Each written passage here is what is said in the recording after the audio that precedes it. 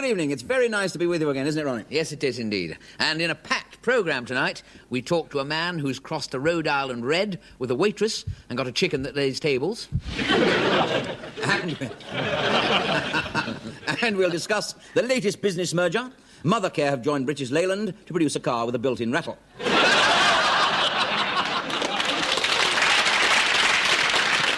Then we'll discuss the bread shortage with a woman who's been throwing IOUs to the ducks. But first, the news. National health doctors staged a protest march down Harley Street today, waving big placards which they'd written out themselves. Unfortunately, it was a failure as no one could read them. Except one chemist who happened to be passing.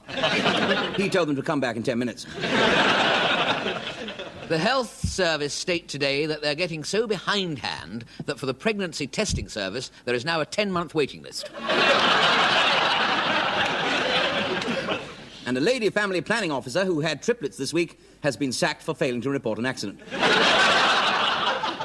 Which brings us to sport. From Japan, we hear that Mr. Watanabe Akimoto, the winner of the slow bicycle race in the 1972 Olympics, has just completed his lap of honour. And in the Tokyo Trade Fair, the winning design is British. It's a pocket television set that fits inside a matchbox and weighs only 1 ounce. It's the last word in lightweight miniaturization and runs off only 3 car batteries. Mr. George Thrakes, the building contractor who was jailed last year for supplying millions of pounds worth of defective building materials to the government, escaped from Wormwood Scrubs today when the front fell off.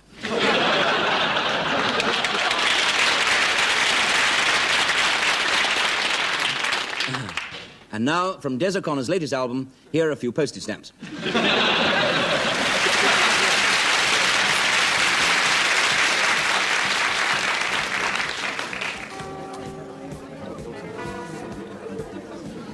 Lovely party.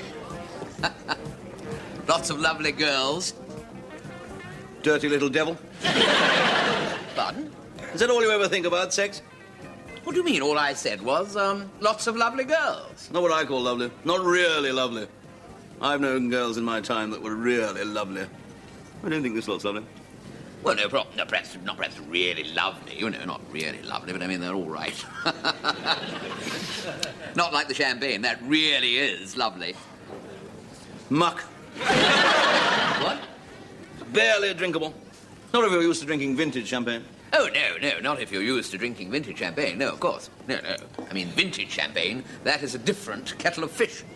I'm not talking about fish, I'm talking about champagne. Oh, yes, I realise that. But be fair, you know, most people would not know the difference. Yeah, you might not. I certainly would. And as you brought the fish up, I nearly did. It was salmon. Tinned. Oh, that's as maybe. I mean, you realise it's tinned, and I realise it's tinned. I mean, we realise, don't we, that the salmon was not indeed fresh. But most people wouldn't know the difference. I mean, there aren't many people about today who can afford either. I mean, really. I mean, there aren't many rich people about today, are there? I'm rich. I could tell, looking at you, that you were, indeed, very rich. I'm not very rich. Oh? I'm terribly rich. I'm not terribly rich, but I've got a few bob, you know. Yes, I bet you have, yes, a few bob, yes. I've got millions. Millions of pounds. Still, money isn't everything. That's what I always say, money isn't everything. I always say that. Education, that's what counts. Isn't it strange? It could be me talking. It really could. I always say that education is most important. Yeah. Where were you eating? No, not actually, no. Harrow. Very near. Wembley. Wembley isn't a public school.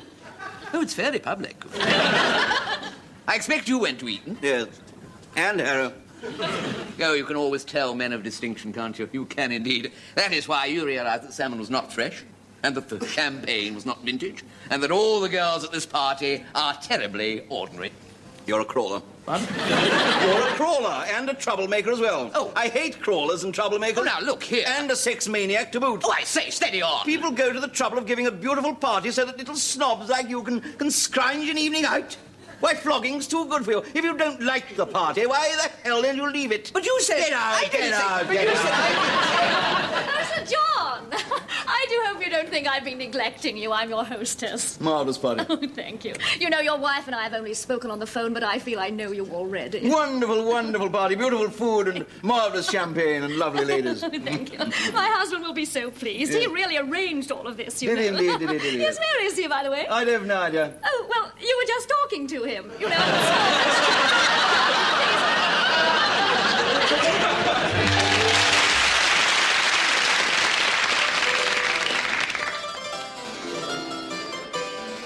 Good evening. Last year, we visited the abode of Dr. William Spooner, the Oxford Don, who, 100 years ago, was confusing all and sundry with his unique habit of transposing the first letters of two adjacent words, hereafter to be known as Spoonerisms. It was he who had proposed a toast to the queer old dean instead of the dear old queen. It was also he who shocked the wife of the new bursar to the college. What he meant to say was that, coming into contact with so many high-spirited young geniuses, she would soon be mad as a hatter, of course.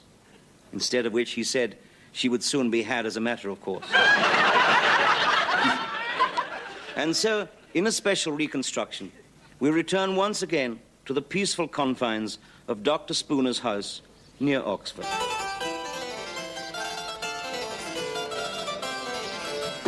Oh, good morning, William. Good day, Rosie. Good day, Rosie. You were up early, dear. Where have you been? Oh, I've been rolling in the strolling in the rose bushes. They love so smelly this morning. You do adore your garden, don't you? Oh, indeed I did. Indeed I did. Yes, there's nothing makes me gappier than a spot of hardening. But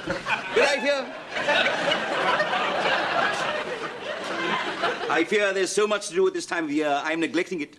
It's the rutting season for tea roses, you know. The rutting season for tea roses? No, the cutting season for tea roses, dear. I declare you're getting as mad as bee. Oh, is that what you intend to do today, my dear? No, the roses must wait. The first thing I must do is to spray my flies against green beans. While I'm at it, I think I'll black my dubras as well. That reminds me, I need some vegetables for dinner. Would you mind me a farrow? Me a farrow? What's she got to do with it? Could you find me a marrow? Oh, I see. A mere tip of the slung. I see. No, I fear I cannot, because the garden gate was left unlocked all night. Someone has nip-toed in and tipped my barrow in the mud. Tiptoed in and nipped your marrow in the bud?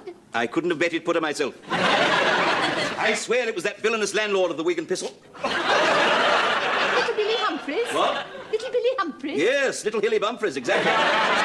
He's always been jealous of my prowess in the shower flow. My name is Rose, dear. No. The shower flow, the annual shower flow. Ah, of course. Yes. Don't you remember last year he tried to sabotage my peas? He covered them in creosote and left the sore little pods to die. I saw little pods. Oh, the poor little... Exactly. William, are you sure it was he? Perhaps it was the bees. Bees cannot open a garden gate, dear. Well, how did you know the garden gate was open? Because I saw next door's dog looing things on the door. That poodle? Yes, they're pood petal. Pretty Polly? Yes, Prilly Potty. The villain, he'll pay for this. I have a good mind to go over there and put dirtilizer on his failures. Don't upset yourself, sir. I will help you with the gardening as soon as I have time. But at the moment we have other duties. Our students, remember? Oh, good heavens, good heavens. Tyke at the loom. Like at the tomb. Took at the lime is what I'm trying to say. I've hissed a mystery lecture. And I have a divinity class waiting. Let us hurry, dear William, and not keep them waiting any longer. Dearest, you are my William, the sweetest sweet William that ever grew. And you are my Rose, the ricest nose I ever picked. But you are much too passionate to be a partner. And you're much too titty to be a preacher.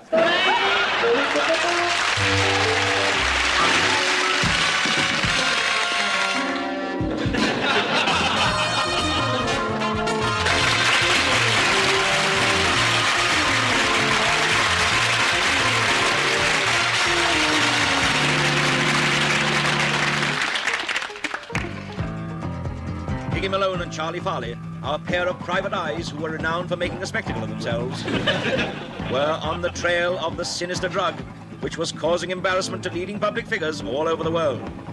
The clumsy drug. Having traced the gang to Marseille, our podgy hero and his underweight assistant had come up against a brick wall in the shape of Madame Cocotte, the manager of the Hotel Metropole. And if you've ever come up against a brick wall shaped like Madame Cocotte, you'll know what I mean.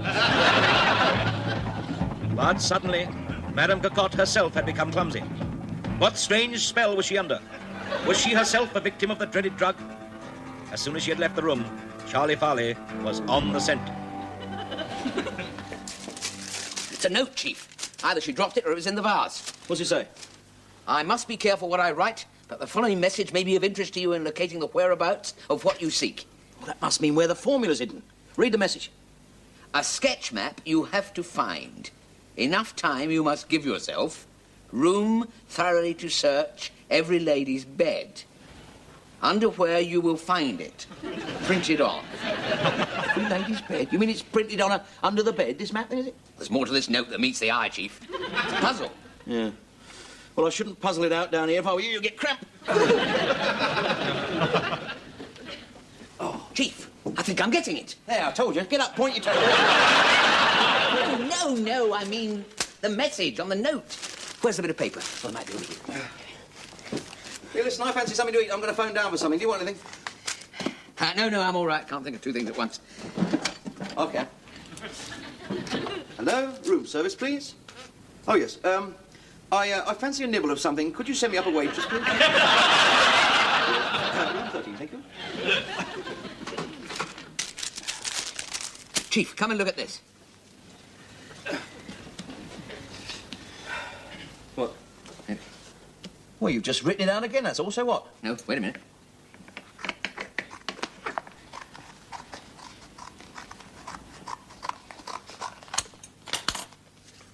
Now read it. You have to find a sketch map. You must give yourself enough time to search every lady's bedroom thoroughly. You will find it printed on underwear. You'll find it printed on underwear. Oh, you will find it printed on underwear. That's brilliant, that is, Charlie, brilliant. And so the search was on.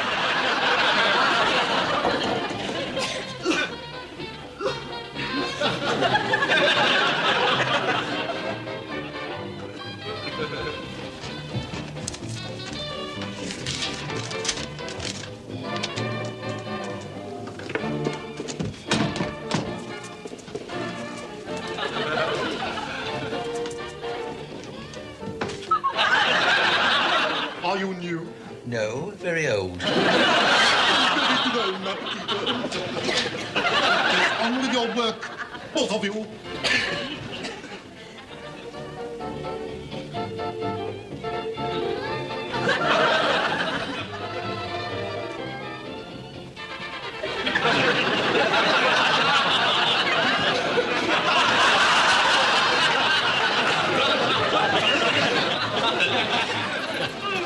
Alphonse, has the hotel flag come back from the laundry yet? The flag, monsieur? It has its own special box. Ah, oui, monsieur. Merci. Our glorious tricolour must not be absent from our flagpole a moment more than necessary. 3 cheers for the blue, white and red, n'est-ce pas?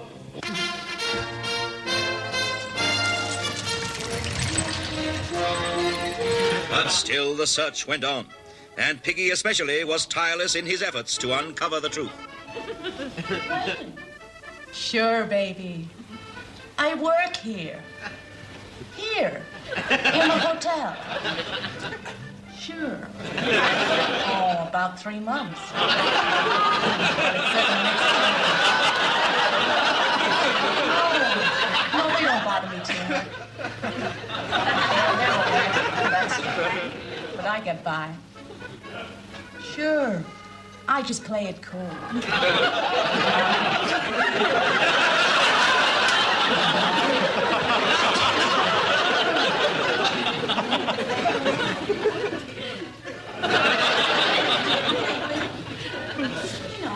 Mildred.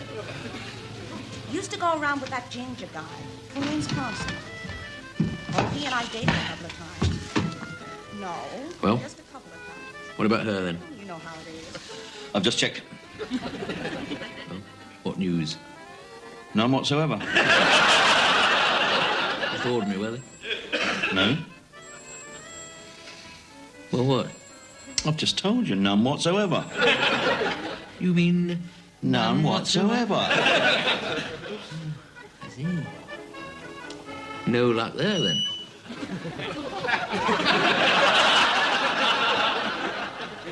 Depends which way you look at it, doesn't it? Miss Ginsburg, where is Madame la Manageress? Madame Cocotte, where is she? I really don't have any idea, sir.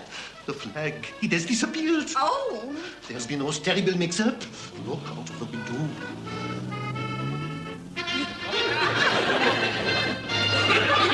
Oh, my sainted aunts! You mean you recognize them? Huh? No! It's just an expression, Monsieur Philippe. Something must be done, quickly. The situation cannot be allowed to continue. Monsieur. Excuse me, madame, not now. I'm busy. I've other things to do. I must get to the bottom of this. Miss Ginsburg, get those knickers down at once. There they are. Down it go. Down it go. It's most satisfying, most satisfying. We must remove them from the rope so that we can search inside for a label in order to ascertain whose loins they formerly girded. Now, there we are. Yes. I'm looking... Oh, here's one. Here's one label. Yes. And it is saying, Saint something. Saint something? Probably some religious personage. Religious personage, like a nun or something. Nah, these nuns, they don't wear frilly ones. Nuns don't. No, too frilly. Wait, does it say Saint Michael? Saint Michael. Saint Michael was a very famous British saint. Was often to be found inside people's underwear. I can see it now. It's Saint Christopher, Hong Kong. Yeah, that's a filthy foreign imitation. Saint Christopher is the saint who watches over people when they're traveling. But not, I hope, when they're traveling up flagpoles in their underwear. Ah, no. That would be stretching things a little too far.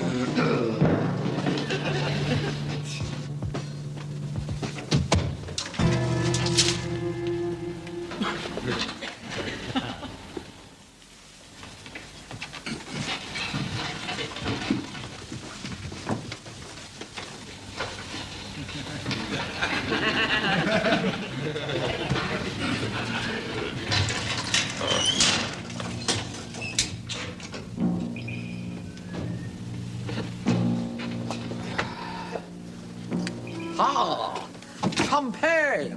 Ha ha ha! Japanese, too. Well, my dear, did our friends find what we wanted them to find? Yes, they have taken my briefs. They are gone. They wanted a map carefully drawn on them. A map which they think will lead them to the clumsy drug formula. But will only lead them to our Vera and their eventual death. A lingering, a loathsome death. They will remember for the rest of their lives. But which we three know is merely the removal of a couple of stupid obstacles that line our path. A path that leads to world domination. Ah, Monsieur Greensleeves, you put everything so beautifully. Once again, our two dull-witted heroes have been tricked. Will they discover they have been incorrectly briefed? Will Piggy embark on another wild goose chase? Or will Charlie persuade him to keep his hands to himself? Find out in next week's episode, Fork Right for Disaster.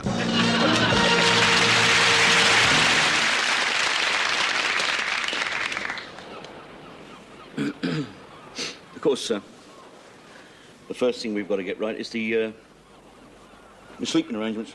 You know what I mean? I mean, we've got two fellas here and one, if you'll forgive the expression, popsy. Right? What do you think we should do about it, like? But don't worry about me, dearie. Oh. As my head hits the pillow, I fall asleep like a baby. That's all right, isn't it, eh? Oh, yes, that's fine. Excuse me a minute.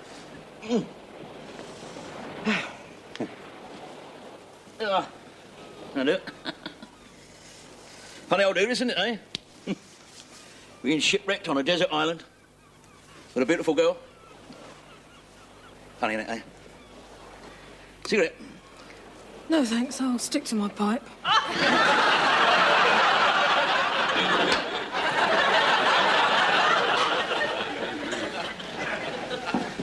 Look, I didn't mean to hurt you just now when I walked away. I wouldn't offend you for the word, you know that, didn't you?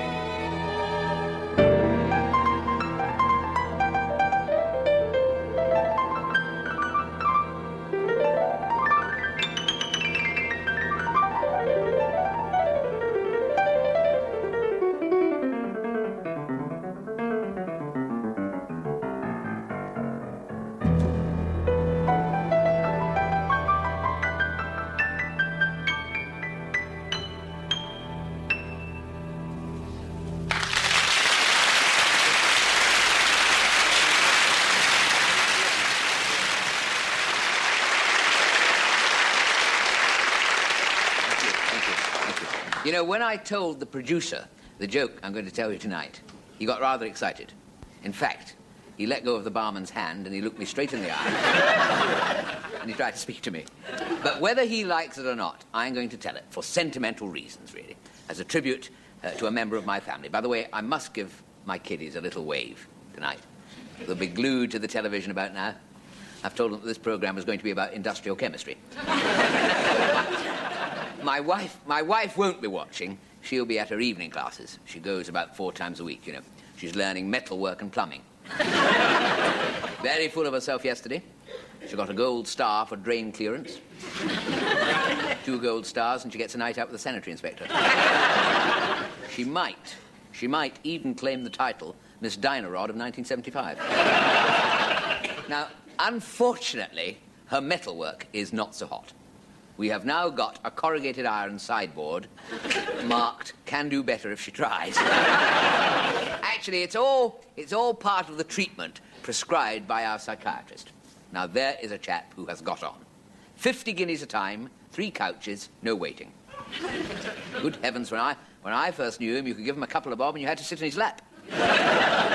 Rumour has it that he started out as a Father Christmas in the co-op. You see, she's got a nice idea there. She's got this insomnia. My wife, that is. She's got this insomnia. That's not right. She's got this insomnia. She's got that insomnia. Well, anyway. Well, she's got a bit of insomnia, you know. Well, it doesn't make much difference, does it? She's got this. Anyway, she's got insomnia. Got this insomnia. All that insomnia. She's got it. Can't bloody sleep. Anyway, she's got this. I must be more grammatical, you know. If they start economising round here, it'll be us bad talkers what will go first.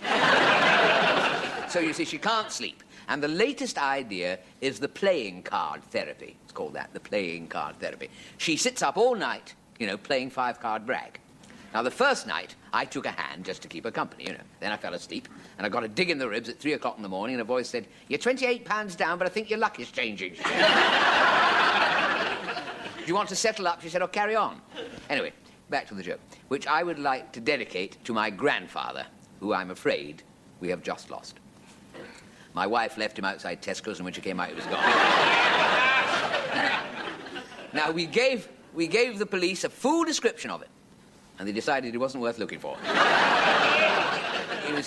He was very well known in the district for his local voluntary work in ladies' massage parlours. And, of course, for his very, very exciting biography of his fighting in the Boer War, entitled "I Busted a Gut for General Smut." What I'm actually coming to, and you're going to find this very hard to believe in this incredible saga of poor boy who grew up to become poor man, he left this letter. This letter. And this is what it said. It said, "Dear Ron, if anything ever happens to me, could you..." Now, by the way, if anybody thinks that this is a phony excuse to tell an old joke, I must point out that this letter has been examined by the entire studio audience. Hasn't it? Yes! They'll say anything for a glass of stout and a funny hat.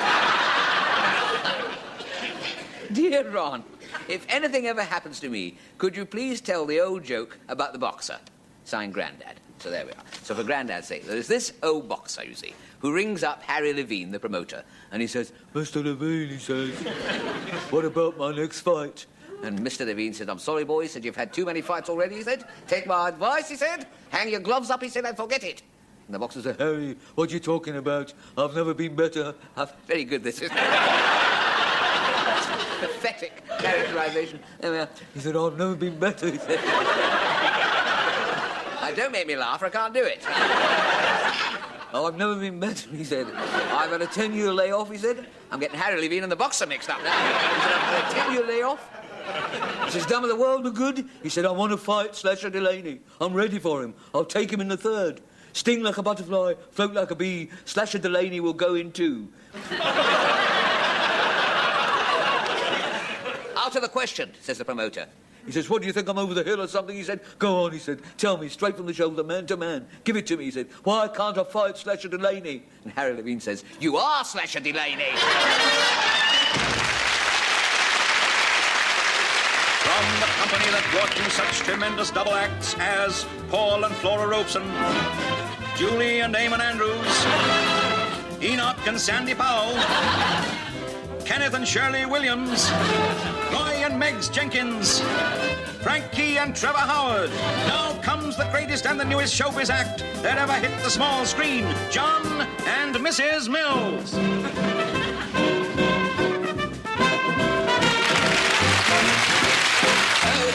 What a lovely war. What do we want with cakes and ham when we got plum and apple jam? Yes, tonight, ladies and gentlemen, our own jam roly-poly, the succulent, the never truculent. Please welcome Mrs. Mills.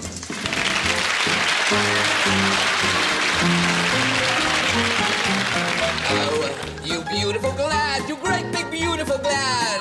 I can't get my arms around you, needs an army to surround you. Oh, you beautiful glad, you great big beautiful glad. If I ever lost you, how my heart would break, 'cause you're the jelly that I love to take. Oh, oh, oh, oh, oh, you beautiful glad. How Johnny, how you can love. Oh, Johnny, heavens above. You make old Glad's heart jump with joy. When you're around me, I can't see what you're up to, Johnny. Let's love me a bit. Now you've confused me so. I'm so anxious because I don't know which bit it was. Oh, Johnny, oh.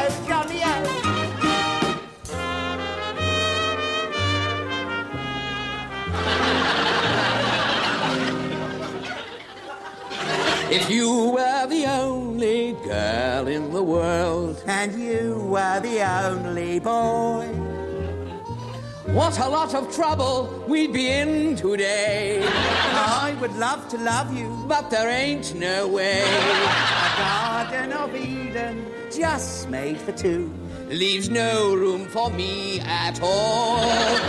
I would play such wonderful things for you. I would make your tiniest dreams come true. If you were the only boy in the world, and you were the Albert Hall.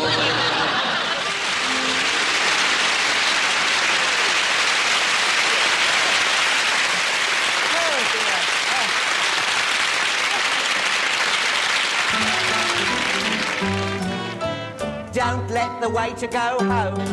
I'm awake and I want to go to bed. I had a funny feeling about an hour ago, and it wasn't in my head. No matter where I roam, on land or sea or foam, I shall never find a sailor on a night like this. So don't let the waiter go home.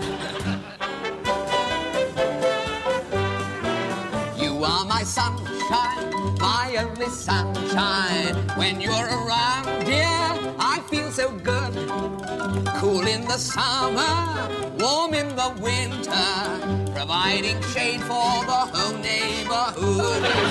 The other night, dear, as I lay sleeping, I dreamt that you were by my side. The bed collapsed, dear, and so perhaps, dear, it's just as well, dear, that you're not my bride. Still, keep the home fires burning. I shall sit here yearning in my flannel underwear till the boys come home. But I can't help pining. It's this itchy lining. Turn the damn things inside out till the boys come home. Oh, drink up, Mrs. Mills, drink up, Mrs. Mills. Under the table you must go, underneath the piano. Gotta keep your strength up, there's gold in them the hills. Drink up, dunk up, give me a bunk up, drink up, Mrs. Mills. Hey!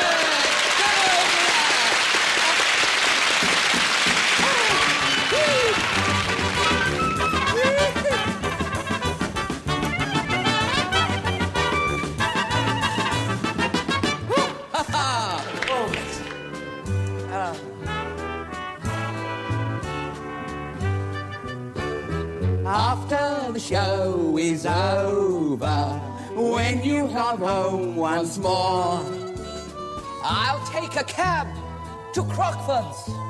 I've got to scrub this floor. Back in my rooms in Belgravia, where the champagne will flow. I'll curl up inside the piano after the show. Now that the show is over, hope you have had some fun. Earrings and gold and oldies, favourites everyone. Now is the time to leave you. Now we have got to go. Let's hope the pubs are still open after the show.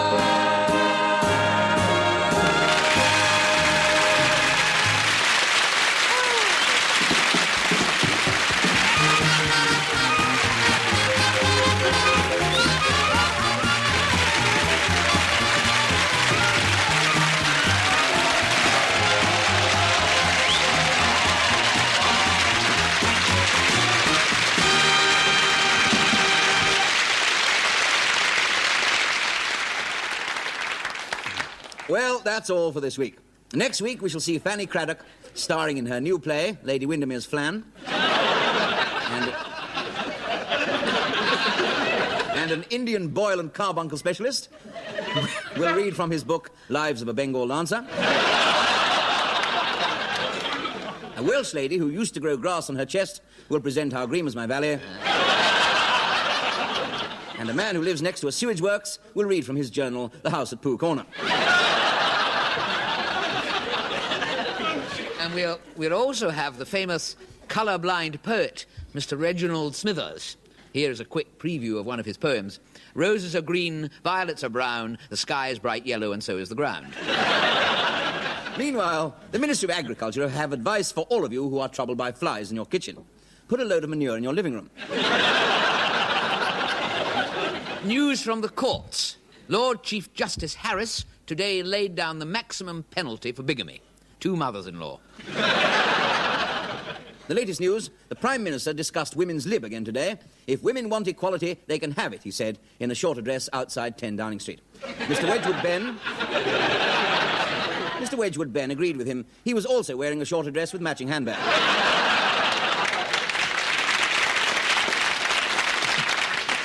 We've just heard that there's been an accident on the South Circular Road. It seems a milk tanker collided with a lorry load of Rice Krispies. The drivers were not hurt, but 123 people are suffering from shell shock. In another incident, West Kensington police today questioned a man with a wooden leg who was hopping down the high street while pouring a tin of treacle over his bald head. The man later explained that he was going to a fancy dress ball as a toffee apple.